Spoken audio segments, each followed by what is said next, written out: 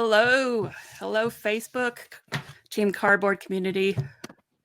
We are here live tonight exclusively to this group and then later on YouTube. This is Michelle, Fab, and Cameron coming to you on Table Talk. And we're going to talk about we can't talk about our favorite game because none of the three of us can commit quite that hard to one game, but we're going to talk about three of our favorite games. All right. So, Fab, I'm going to turn it on over to you. Oh, yeah. Excellent. Well, hello, everyone. This is Fab. And one of my favorites. I can't say it's completely my favorite, but it's one that I really like quite a bit is Reykholt. Yeah, perfect. Right there on the screen. And it is a worker placement by Uwe Rosenberg. Came out a couple of years ago. And it's primarily, have you not ever wished that you could have moved to Iceland and start your own farm and then make your own produce and then go in a competition in the town and then do some kind of weird trading of vegetables for wine and move up tables to be the winner of the season? That's everyone's dream. So I think this is a way to get to that dream, So it's a really fun one. But what I found about this game, and I'm not really going to explain too much about how to play it, it's really a farming game where you take turns placing workers and taking actions, which is usually seeding and or harvesting or expanding your farm. And then eventually you go about, I think, 7 rounds or so, and that's it. And whoever has made it further ahead in a table that you advance by paying the veggies that you are in your farm will be the winner. So it's very simple, but being a worker placement by Uwe Rosenberg, which is has the possibility to go so many different ways with his previous games like Agricola or Caverna and Le Havre. I mean, come on, so much of thinky games. I was really surprised. This is a very easy game. This is a super easy game. If you haven't had a chance to play it, I definitely recommend it because it's super easy. So it became a gateway game for me. I realized that I many times I kind of dumbed down my guests' ability to comprehend complex rules.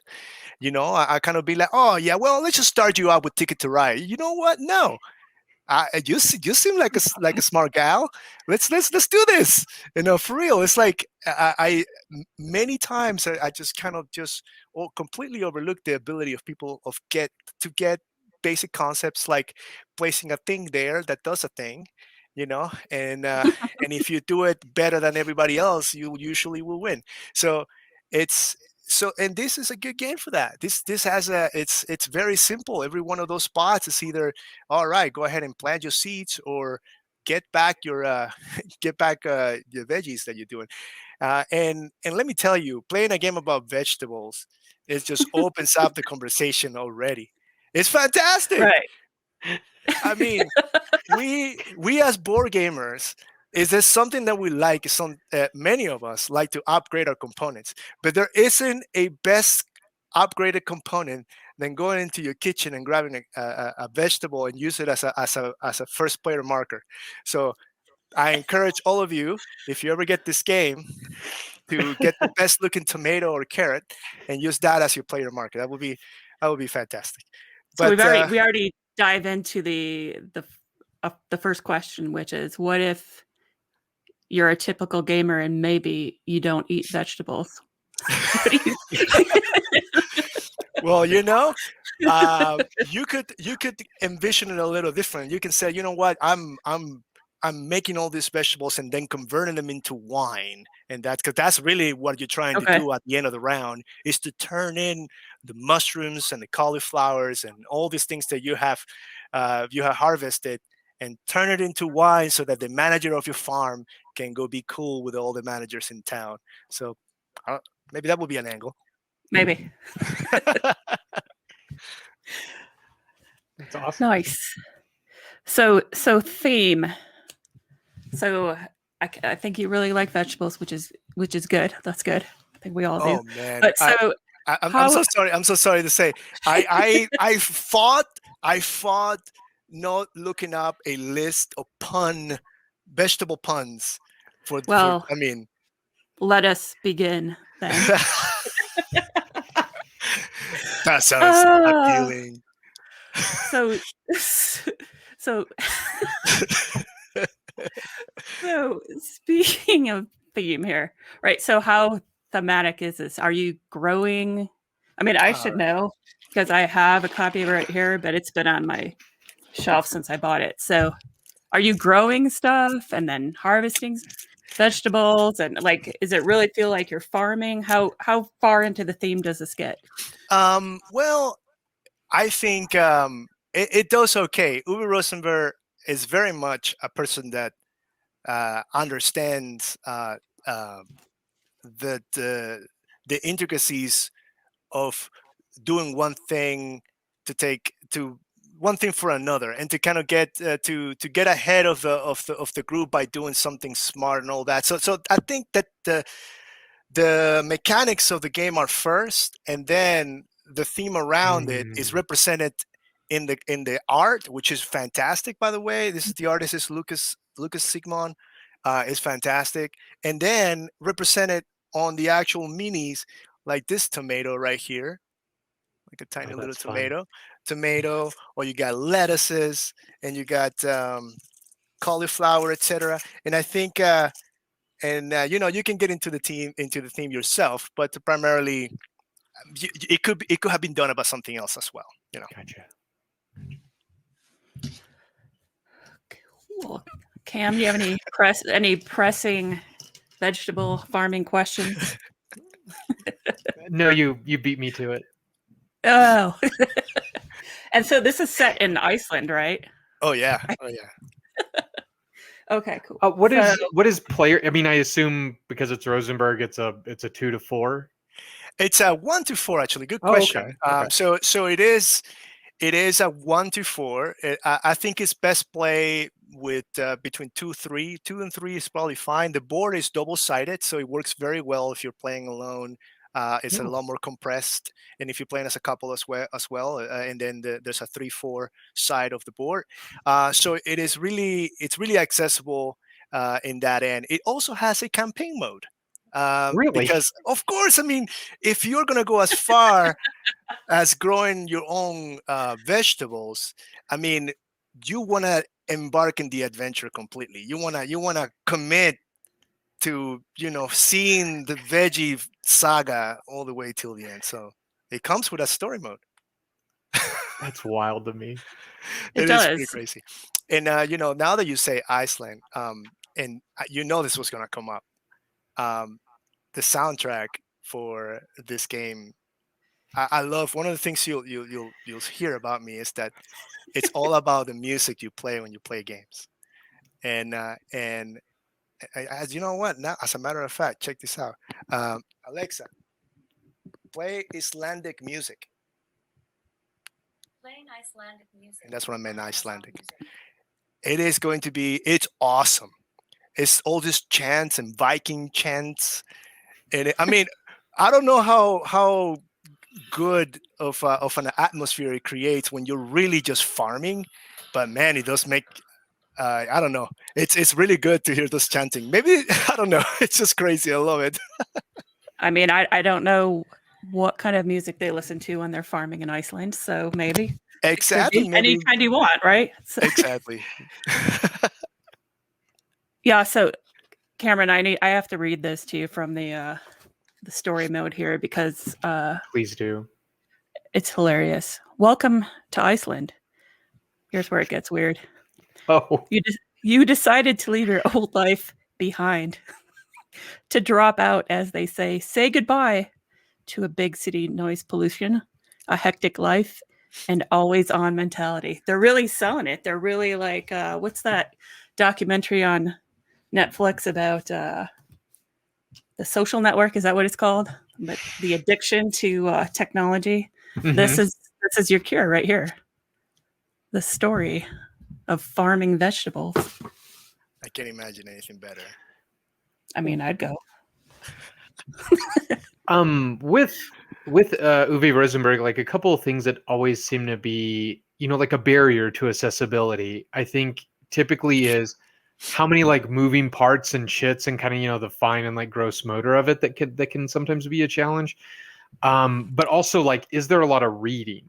Because I guess that's usually like one thing about Rosenberg games is usually the rule books are meh, like most board games. I think Right. we can all agree on that. But does it take a lot of language once you learn the mechanisms? Like once you get rolling, do you need a lot of language?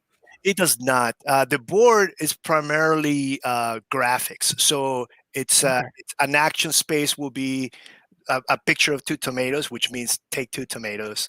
And there's a symbology for harvesting or seeding. And so, but there are some conditions to the rule that are written down and it's in the individual, in a few of the spaces. There are cards, and it's actually an interesting mechanic. There are I think it's 5 cards that have a special ability. So, for example, at the beginning of the round, you will get an extra tomato, something simple like that. And you can take an action to take that card. But one thing that I've never seen in a game before that is really interesting is that some are a bit powerful. And when you take it, it doesn't feel like, oh, well, he was first to get it, so I guess he's going to win or he has an edge. You can take another action spot on the board to say, hey, I'm sharing that power with you. And then the card that was in front of you goes in the side between you and the player who did that. And now both of you share that power. So it kind of, it really does come down to managing your own little farm and finding out ways to solve the puzzle, in 7 rounds. I dig that. Yeah, that's cool. That not what's that in Agricola, the family planning, or there's some space where, at least the first edition, where if you took that space, then you were the master. You were on your way to winning. So you get I'm extra appreciating workers. those. Yeah, I'm appreciating those worker placement games with flexibility for the sharing's great. Like Raiders, both Raiders, Scythia and North Sea, the 2 actions per placement, putting on, taking off. I think worker placement in general, I know Cameron and I have had this conversation before, but worker placement in general has really just come a long way. Hands down. I mean, it's, and it's just it keeps evolving now. Now we've got the like Lost Ruins of Arnak, right? Yeah. Worker placement, deck builder, hybrid. Yeah, all kinds of things. Cool. Very cool. Well, thanks, Fab. I think we are looking forward to playing this. I've got to get it off my shelf of opportunity. Ooh, it's now a nice reframe. Yeah. Shelf of opportunity, collection of opportunity. I don't know what you call it. Once it gets to 100 games, is it really a shelf? But all right. Well, I am going to talk about Fury of Dracula, something totally different from Reykholt. So this is what one of the boards looks like. This is actually the 3rd edition. So the history of this game, of the printing of this game, is that I believe it was originally a Games Workshop game quite a while back. And then Fantasy Flight picked it up and produced this right here. Hopefully that's right set up, which is the 2nd edition, which is the one I know the best. And then they also produced the 3rd edition, which is a more streamlined version. And now WizKids owns the rights to the game for the 4th edition, which is essentially the same as the 3rd, with a difference of a few minis are painted instead of just being plain gray. So that's really different. So there's really 3. The 3rd and 4th editions really share the same rule set. There's a different rule book, I believe, in the 4th, but from what I understand, it's the same game. But so the 2nd edition was when I started playing what we call hobby games, or getting into the hobby, coming out of more mainstream games. Not that there's anything wrong with mainstream games, but it is kind of a turning a corner into a different world. But I went on to Board Game Geek, and we all remember the moment that we discovered Board Game Geek, and we're like, oh. And I just started looking at games, and I came across Fury of Dracula. Immediately bought it without knowing anything about it, except that it was Dracula, because as a kid growing up, which you can read about on one of our blog posts a little bit more, I used to watch Bela Lugosi movies with my dad. And so I've been a Dracula fan all my life, not so much because it didn't start out as there was anything appealing about Dracula per se. It was, I was 5, and if I stayed up and watched movies with dad, then I got to stay up, and he happened to be watching the Creep Show or whatever it was that they played late at night. It was probably 10 o'clock on Saturday, but they mostly played black and white Bela Lugosi movies. So that is kind of where that started. And then I've just always been a fan of Dracula. So in this game, one player, it's a 1 versus many, which I know already might turn some people off or it might really get some people's attention. But one player is Dracula, and Dracula's whole mission is to survive the game alive, to not be discovered and killed by the hunters. And then the hunters, there are 4 of them. Their whole mission is to find Dracula and kill him before the end of the game, which is got a round timer in it. It's all based, of course, around midnight, and worse things happen in the dark than in the daylight, and all that whole very thematic tie-in. So the hunters are from the novel, of course. This is very tied to the novel as far as the storyline. It's not it's not some other version of vampires. It's definitely Dracula. So you've got Mina Harker, Lord Godalming, Van Helsing, of course, the Nemesis, and Dr. Seward. So you've got, I don't know if you guys could see this or not real well, but everybody's got a character card. They've all got different abilities. And kind of the gimmick of this game is that Dracula is somewhere on the board, but the hunters don't know where he is. So you've got this huge map in front of you, and you're moving around the board. Dracula's moving in secret using a deck of cards that he literally just plays, 1 for 1 location as he moves secretly face down into a track. There's events that come up. There's a whole event deck that could be, you draw cards from it, and they could be either Dracula cards or stuff for the hunters.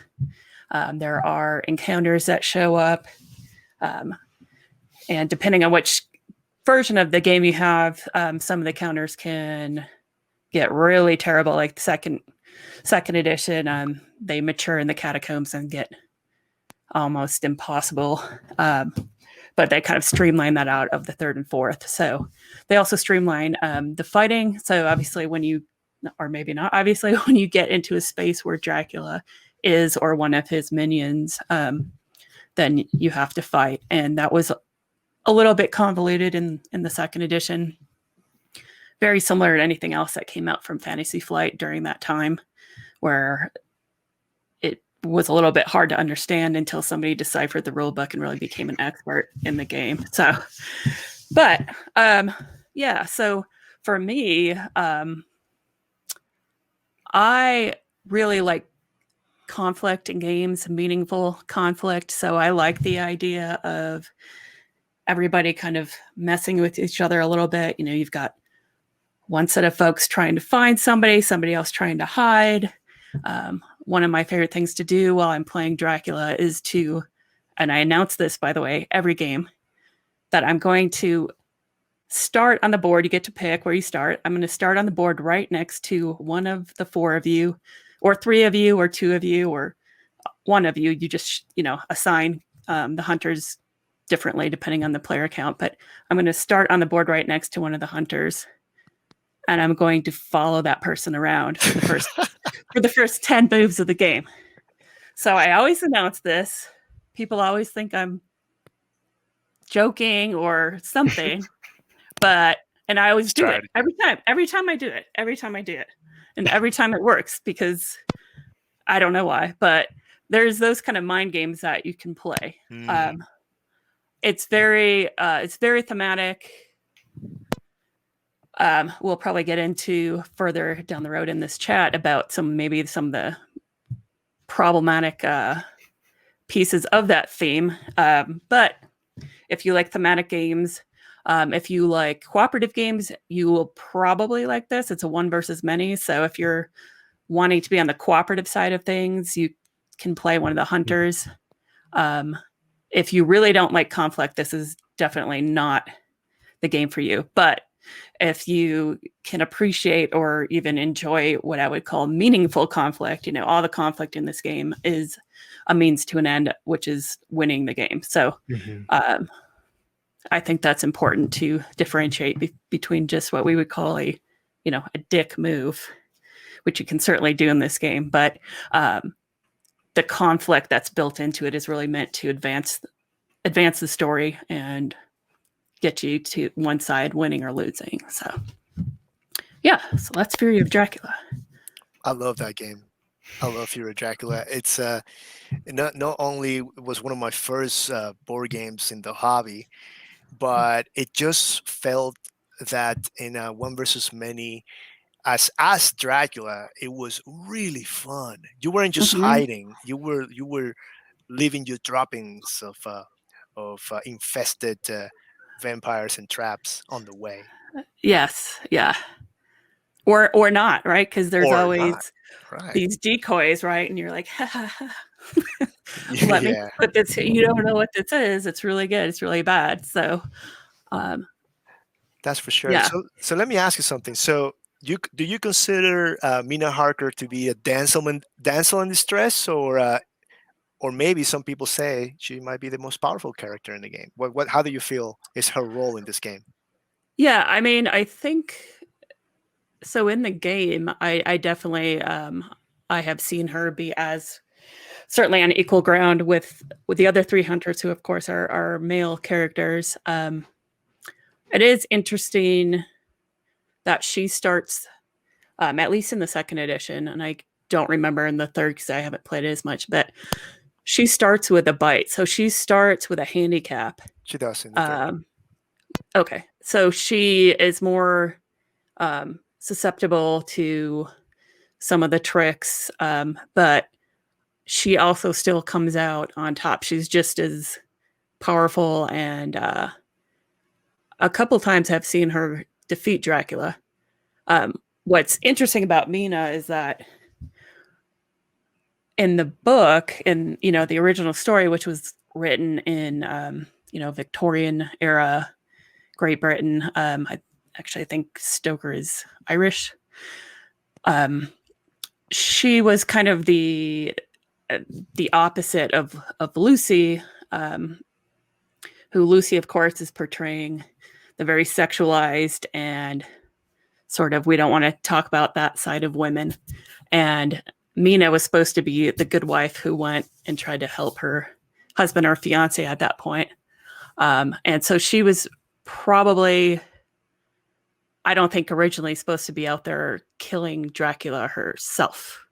She was supposed to be the dutiful wife getting help for her fiance, who was, of course, sort of kidnapped almost by Dracula before he came to England.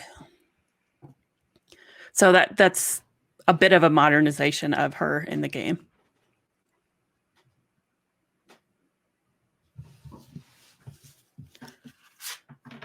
So, which kind of brings us to some more of the thematic elements, right? So, if we're talking about the portrayal of women, so I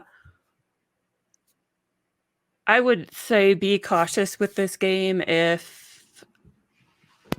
it's not necessarily particularly graphic, but there are some images here, and I don't know if they'll show well on camera. We might have to put them in later, but where there's blood, it's Dracula, so he's bitten people.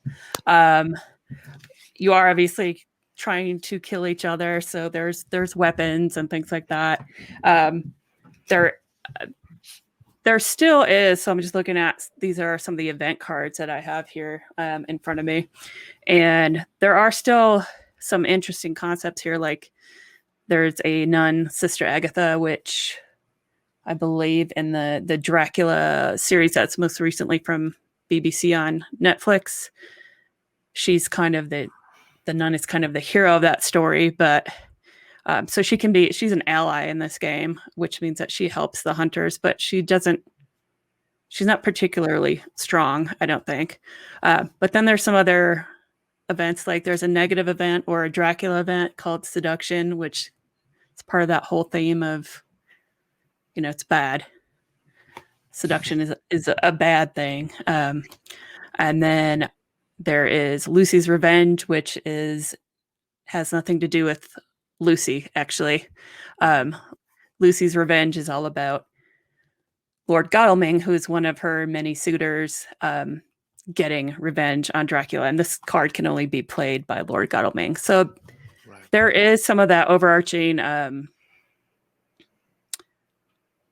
male and female role thing going on there. A little bit of that damsel in distress stuff with the Lucy character, who's not really in the game. She's just part of the theme. But I don't know that you can make a Dracula game without some of that, because it's really core to the whole story. So people really just need to be aware of that. There's going to be some content in here that is maybe not, the most modern, positive gender equality type stuff going on. I was actually going to ask, because I think this is a really hard question. Is there a way to have Dracula in a way that isn't in some ways kind of having, some of that problematic undertones? Maybe it's just the history and, reading it and watching all the old school stuff, it's just kind of that, it just kind of has that smarmy, machismo in it. It does. Well, and that does stem back to the Victorian era when, women were supposed to be a certain way. And, the whole idea of anything sexual was scandal. It was all about appearances, which, we've had more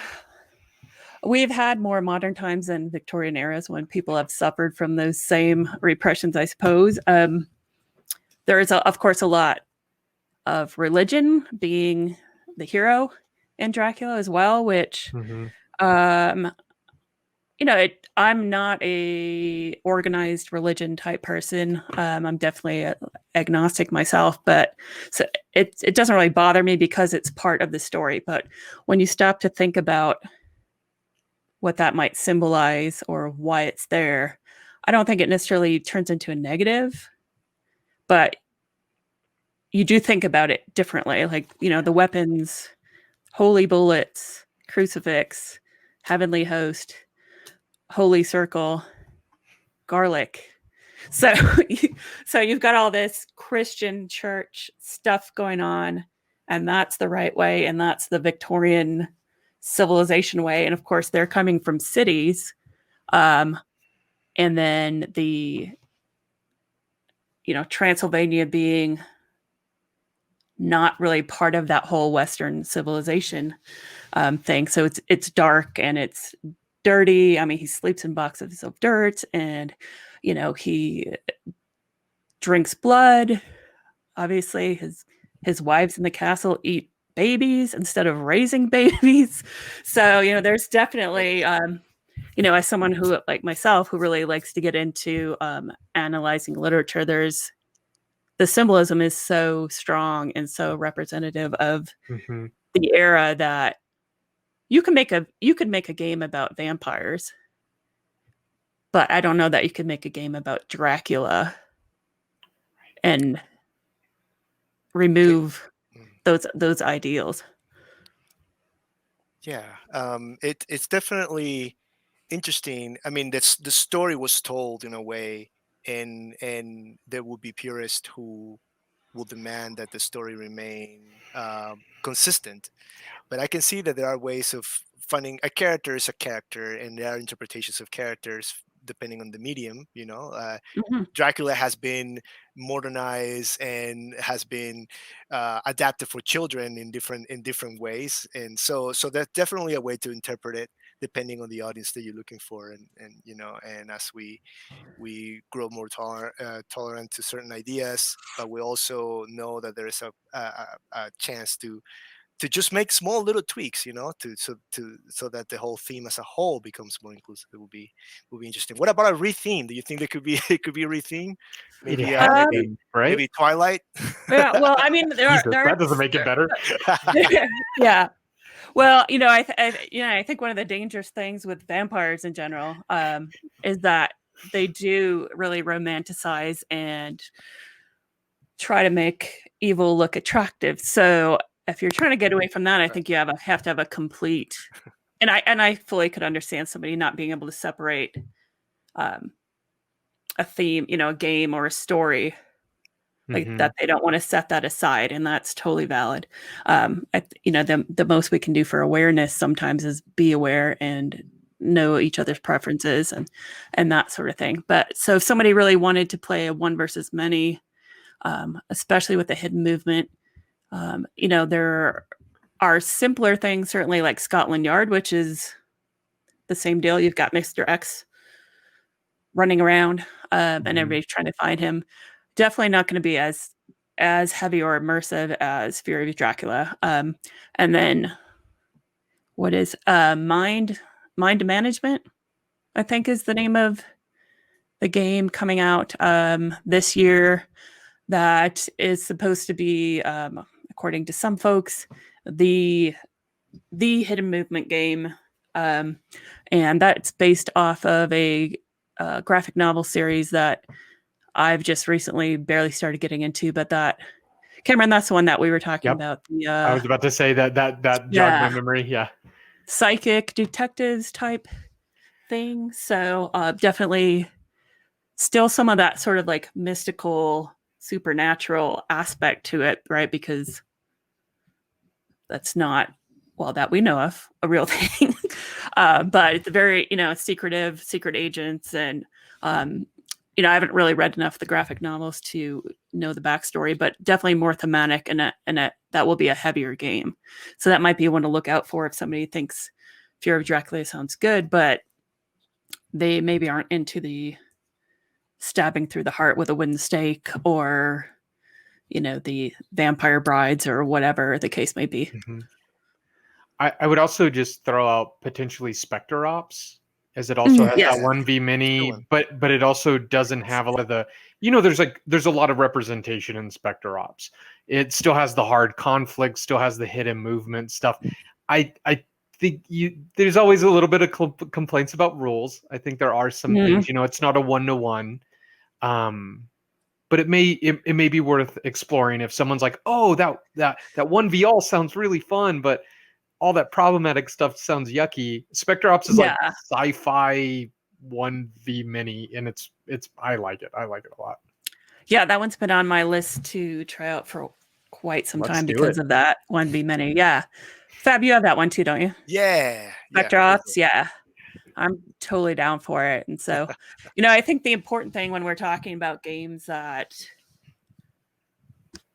might have a straightforward or might not have a straightforward sort of like moral judgment to be made is that we listen to what each other has to say, and it's kind of take what you like, leave what you don't, listen to each other. Don't force, somebody, don't make that the only choice. Make sure that when you're creating your community at your table, that you have those conversations, that you're aware of, frankly, just some of the blood and guts in this might just be too traumatic for someone, and they might not want to see the sight of blood at all.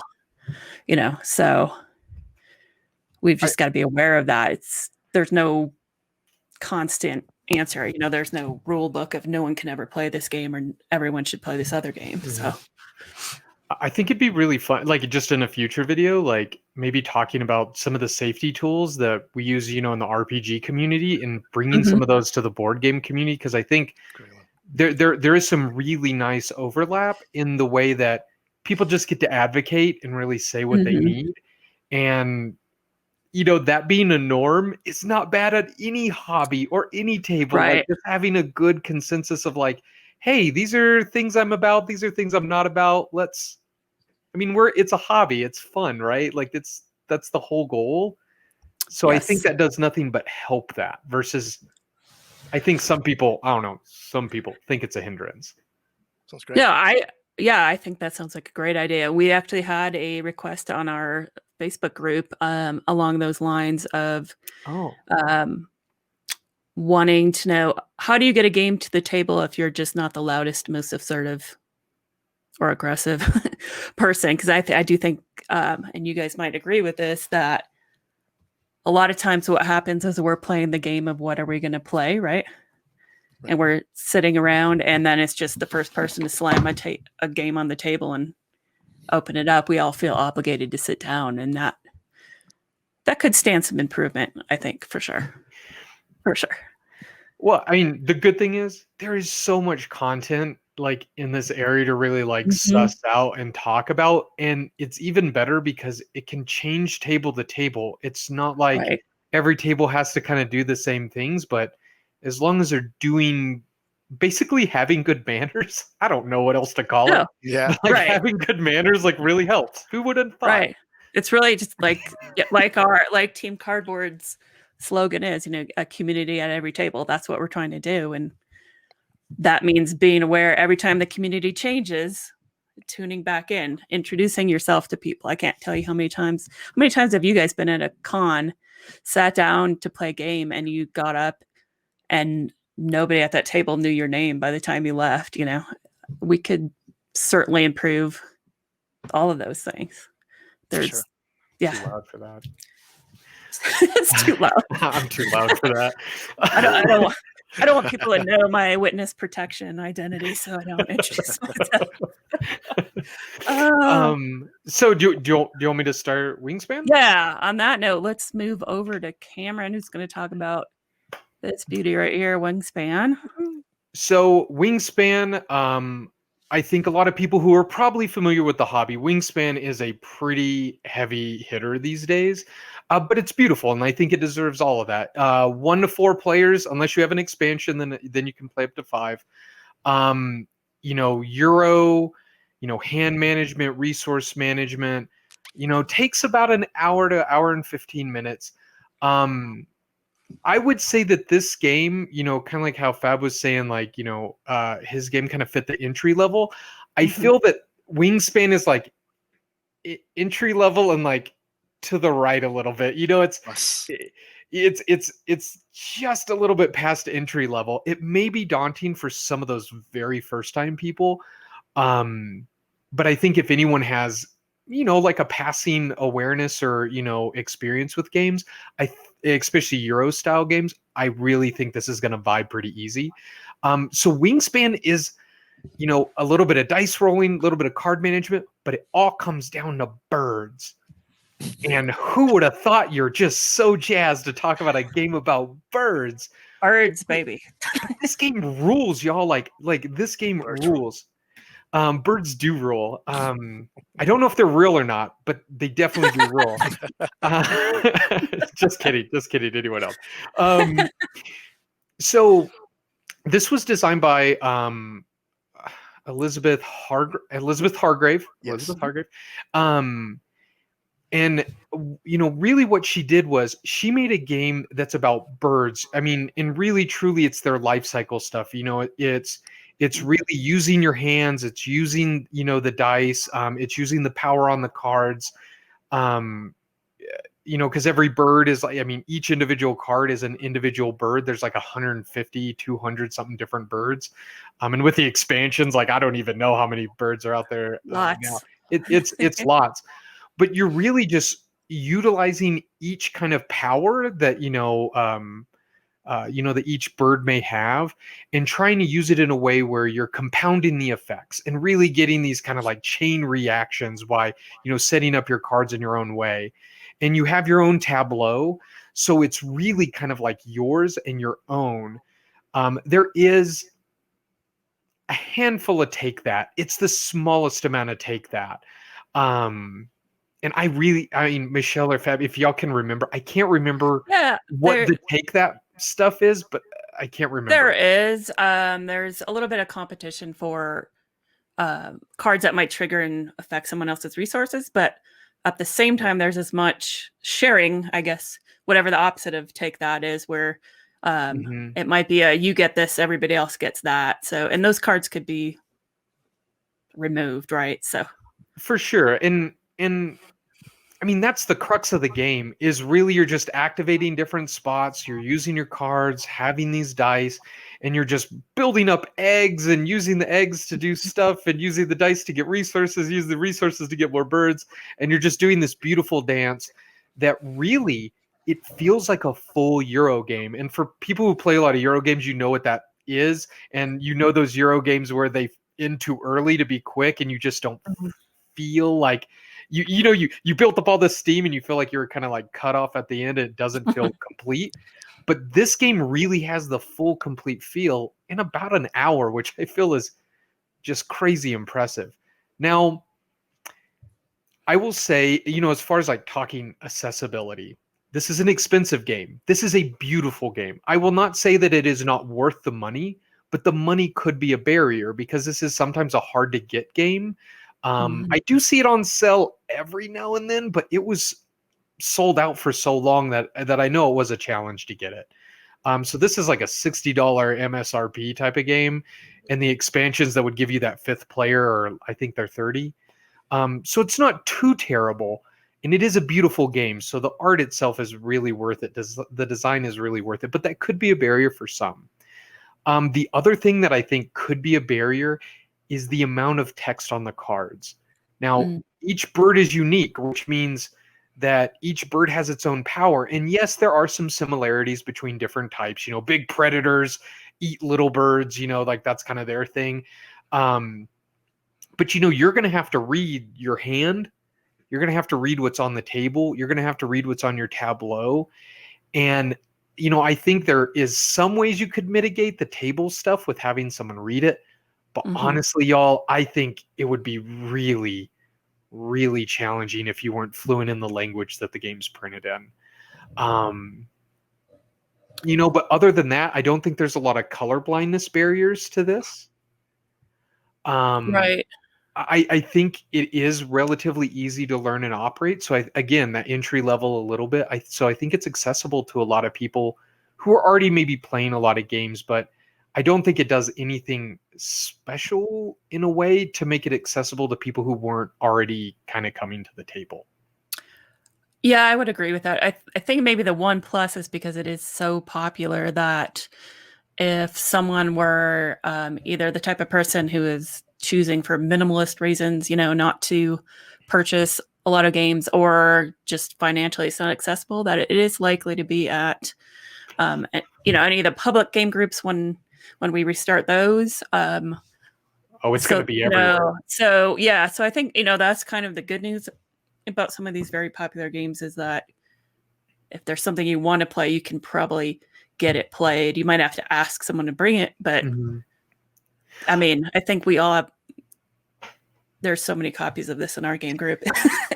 Now, I will make one caveat, and this is something that I don't have personal experience with, but I know it's out there.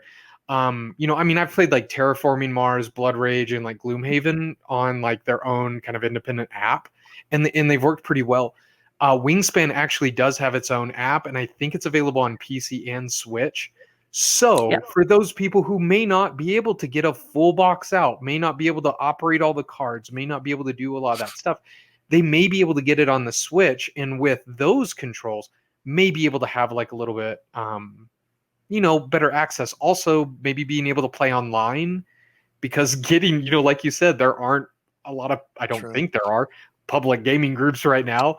Right. So at least that would give you the ability to play, and it's a cheaper price point. I think it's like $20. Yeah, I think the Switch game is definitely, I have it on Steam as well. And so, yeah, if you were already invested in those systems, that would be an easier jump than trying to find it and not pay a scalper's price for it too. Yeah. I know there are some like hardliners, with board games, being like video games, and And, I mean, if that's not your thing, like, who cares? But I do think it opens up the board game experience to a lot of people who may not otherwise be able to do it. And I think for that, like, screw it. If that's good for you, do it. Right. Absolutely. I mean, I used Yep. to be one of those people, right? And then COVID happened, and not for a snobby reason, but because I'm very tactile. So the thought of playing games online was like, no, I want to be able to touch things. But when there's a pandemic and you can't touch stuff, Yeah. you still got to figure out a way to game. So I think it's great. And also, like, I mean, I can say with, like the Terraforming Mars one on Steam, I was playing with my friends from like Texas and New Mexico. And like in that way, I was able to, kind of hang out with my buds and like play a board game when otherwise we wouldn't have been able to do it for the past couple of years, Right. Well, I mean, the three of us got very creative and I mean, played Cthulhu Death May Die over Zoom with our own Google Docs and a live thing on horrible cameras. That was, we saved the world. We saved the world. But right, we saved the world. That That's guy. It's such a beautiful game. It's such a great game, and what a triumph that this is Elizabeth Hargrave's first game that she's ever. It's incredible. A little jealous. I mean, look at it. It's a masterpiece. I mean, yeah, and all of us probably have a prototype here and there laying around, but there is for her to come in and just put in a classic and at least for I can see this game being reprinted to no end and finding its place to a lot of people's collection just because it's so and I think some of those challenges that you mentioned, Cam, I think eventually they might find a way to be a little more reworked into it. Let's hope, because I got a chance to see one of her interviews and she seems like a very thoughtful person, so hopefully this kind of feedback gets to her. But what, again, I just wanted to say what a triumph for being the first game that she made being published and being mostly the consensus of being a fantastic game on the table. Right. And also, like, kind of on that note, because I mean, Elizabeth Hargrave, like, kind of doing this first one, really impressive. Also, I don't think there's a ton of love for female designers. I think there's a lot of female artists, which this one does have. It's Natalie Rojas and Ana Marie Martinez Jaramillo. And so really most of this game's like production and kind of, an effort and design and art was all female done. And so I think that that's even like a cooler kind of thing. Cause I don't know. I think Michelle didn't, when we were doing sounding board, we're like, okay, we're going to find some female, designers to like really like talk about. Yeah. It was a challenge, and maybe that was my own ignorance, but I don't feel like it was, because I like asked a bunch of folks. I mean, there is certainly diversity in design, but it is as a percentage of overall games that are published. When you think about, we're looking at the hobby publishing, 1,000 games a year is no problem. Yeah. It's almost non-existent. And as a female in the hobby, and I've been in the hobby now for quite a while, since 2007. I've designed games and pitched them at New York Toy and Game Fair. I've been a demo rep. I was a demo rep for a couple of years for one of the larger publisher, and run conventions and all the stuff that people who are really into board gaming sometimes do. And I am not the kind of person that maybe looks to be rejected walking into a room. I walk into a room and assume everyone's on the same level that I am.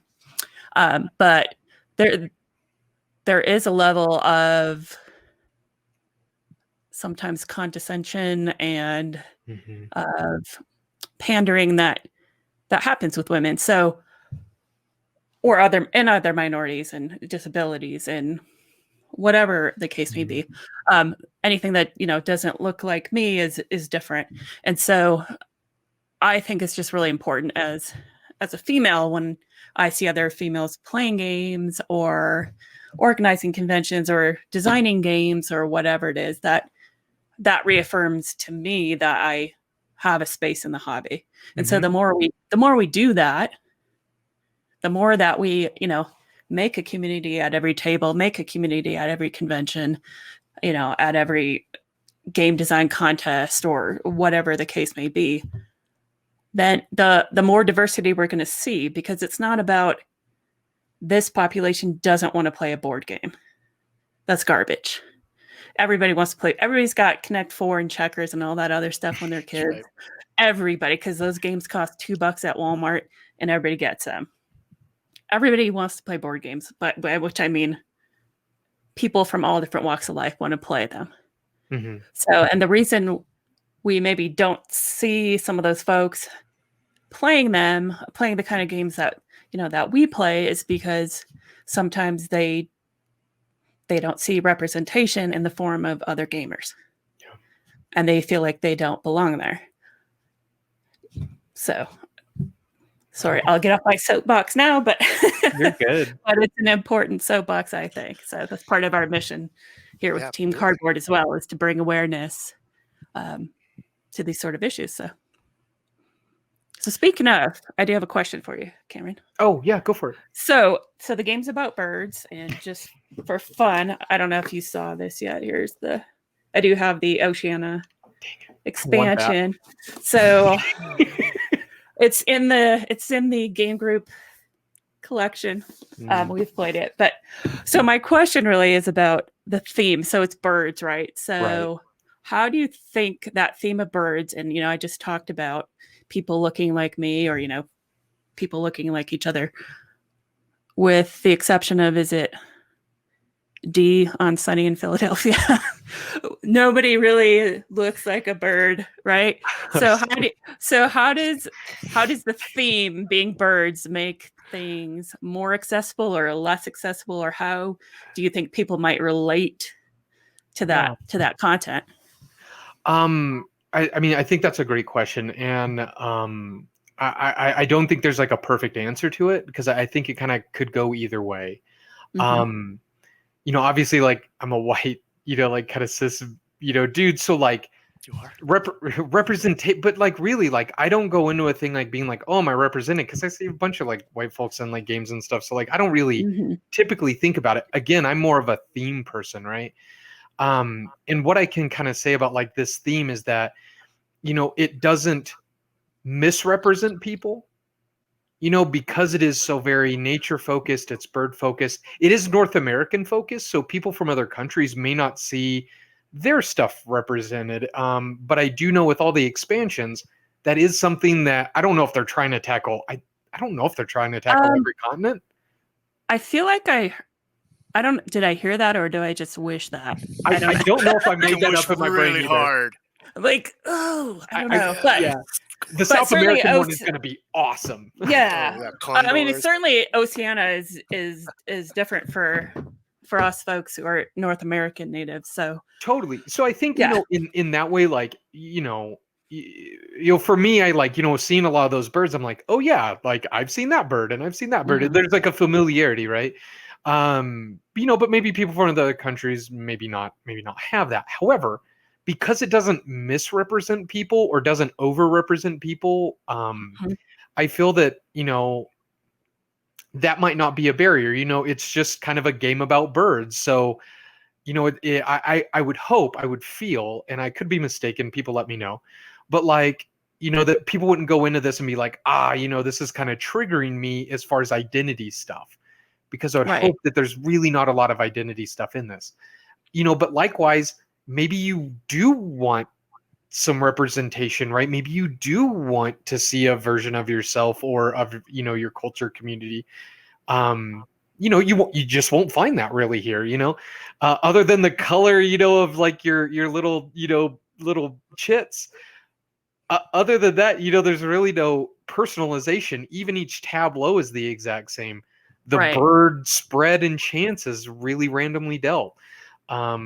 And so I think in that way, the theme kind of does both. And it really depends on what you're aiming for. If you don't want that representation, perfect. This is a game that's not going to have people. If you do want it, you're just not going to find it. Birds are better than people, man. You don't need no people. Well, Dogs I are mean, my best animal. dogs, You know. right? Birds, sure. I mean, Some birds are scary whatever. as heck, man. I don't know. Yeah, I mean, like the movie, The Birds. Oh, wait. So now maybe we found like the hybrid between Cameron's game, Wingspan, and Fury. my game, Fury of Dracula. Just Mm. we're gonna make some sort of that'll be. I don't know if I can play that. It might be too scary. The birds. That I mean, I guess if you had a fear of birds, and you know, I guess I didn't really think about that one. But if you did have a fear of birds, this is a bad Yeah. game for you. Don't Yeah, it's do bad. it. right. Yes. And please, as the game group host or participant, take that serious. If somebody says they have a fear of birds, as someone who has an irrational fear of squirrels myself, Ooh, taking note. yeah, take note. What's all You this? know, squirrel that's games? squirrels. yeah, yeah. But no, I think it is a good point. I think, they're really the only true negative that I can think of the theme, because it is a neutral theme, and everybody knows what a bird is, right? It's that they can relate to it. But I'm wondering if maybe some of the male gamers might feel like this is a game, targeted towards women or children because it's not barbarians or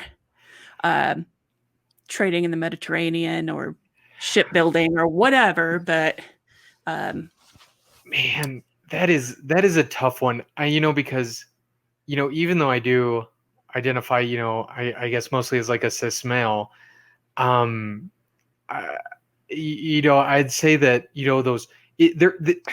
there is the competition. It is a competitive game. It isn't a co-op yes. game. So you are directly competing with each other.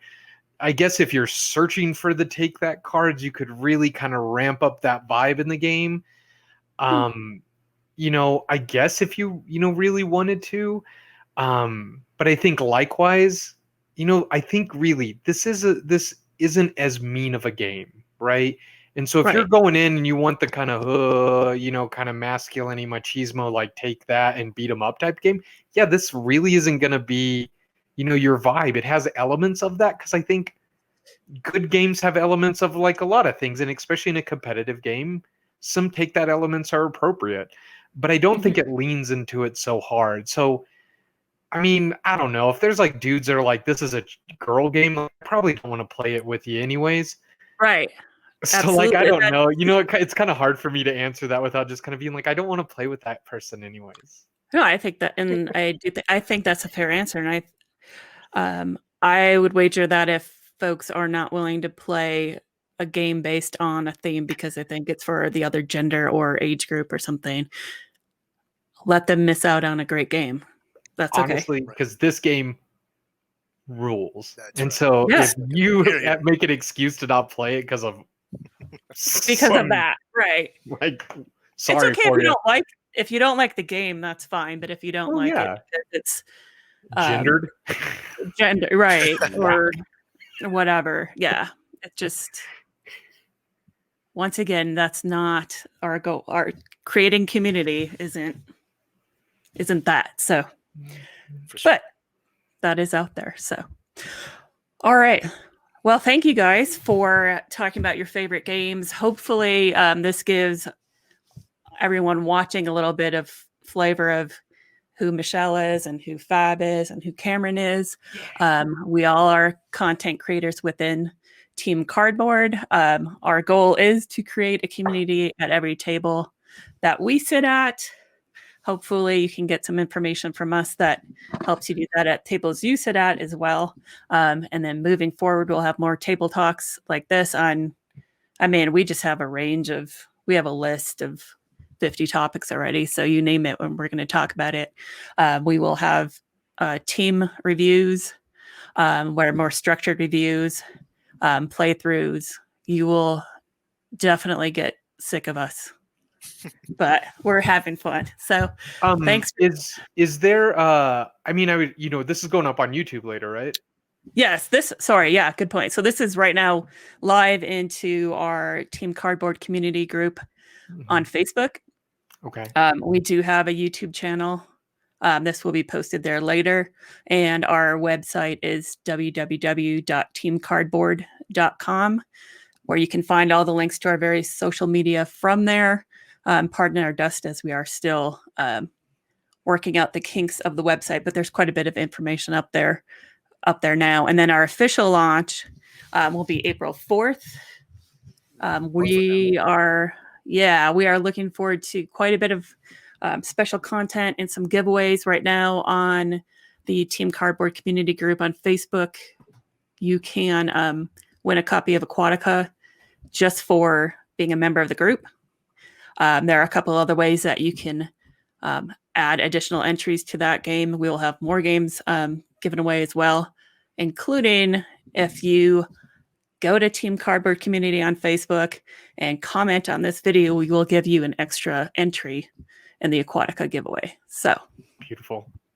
All right. Thanks for joining, guys. We will see you next time. Thank you.